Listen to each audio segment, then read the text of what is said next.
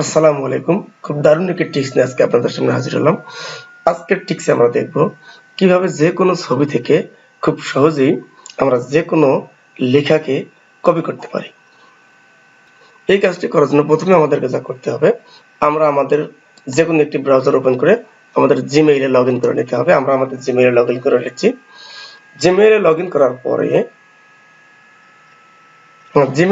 করার পরে আমরা এই যেখানে যে গুগল অ্যাপ্লিকেশনগুলি রয়েছে 9 ডটস, সেখান থেকে আমরা গুগল ড্রাইভে প্রবেশ করব। আমরা প্রবেশ করছি গুগল ড্রাইভে।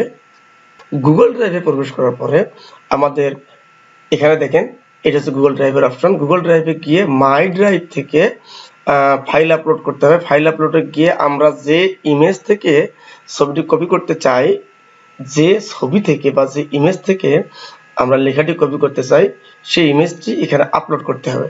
ধর আমাদের এই যেখানে ইমেজটি রয়েছে, এই ইমেজের লেখাটাকে আমরা কপি করতে চাই, তাহলে আমাদেরকে সেই ইমেজটি আপলোড করতে হবে। আমরা আপলোডে ক্লিক দিলাম। আপলোড হয়ে যাওয়ার পরে আমরা আমাদের ইমেজটিকে ওপেন করে নেব। এই যে এখানে ছবিটি চলে এসেছে। তো এই ছবিটি থেকে যদি আমরা লেখাগুলোকে কপি করতে চাই, তাহলে যে কাজটি করতে হবে আমাদের, আমরা জাস্ট ছবিটির উপরে রাইট ক্লিক করব। রাইট ক্লিক করার পরে ওপেন উইথে ক্লিক দেব। ওপেন উইথে ক্লিক দেওয়ার পরে এখানে দেখবেন লেখা আছে ওপেন উইথ গুগল ডক্স। আমরা জাস্ট এই লেখাটিতে ক্লিক দেব। দেখেন এটা কাজ করছে।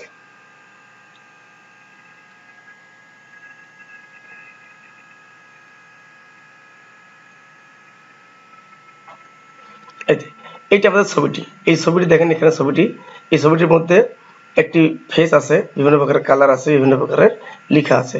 তো দেখেন নিচে কি ঘটেছে, এই যে লেখাগুলো আছে, সবগুলো লেখা কপি হয়ে গেছে। সবগুলো লেখা নিচে কপি হয়ে গেছে। আমরা এটিকে এডিট করতে পারি। আমরা এটিকে জাস্ট ধরে সুন্দর করে এডিট করে দিলাম। দেখেন আমরা লেখাটিকে সুন্দর করে এডিট করে দিলাম। এখানে এডিট করে নেবার পরে আমরা যদি মনে করি এই যে লেখাটি এখানে আছে, সেই লেখাটিকে যে কোনো জায়গায় আমরা কপি করে নিয়ে যেতে পারি। ধরেন এটিকে আমি আমাদের মাইক্রোসফট অফিস ওয়ার্ডের একটা ফাইলে নিয়ে আসছি। এটা আমাদের ওয়ার্ডের ফাইল, এখানে আমরা নিয়ে আসলাম। দেখেন আমরা ওয়ার্ডে নিয়ে এসে লেখাটি কপি করতে পারলাম। দেখেন সুন্দর করে লেখাটি কপি হয়ে গেছে। দু একটি লেখা হয়তো ঠিক মতো আসবে না, সেটিকে আমরা একটু এডিট করে নেব। যাই হোক, আজকে ভিডিওটি দেখার জন্য সবাইকে ধন্যবাদ। আসসালামু আলাইকুম।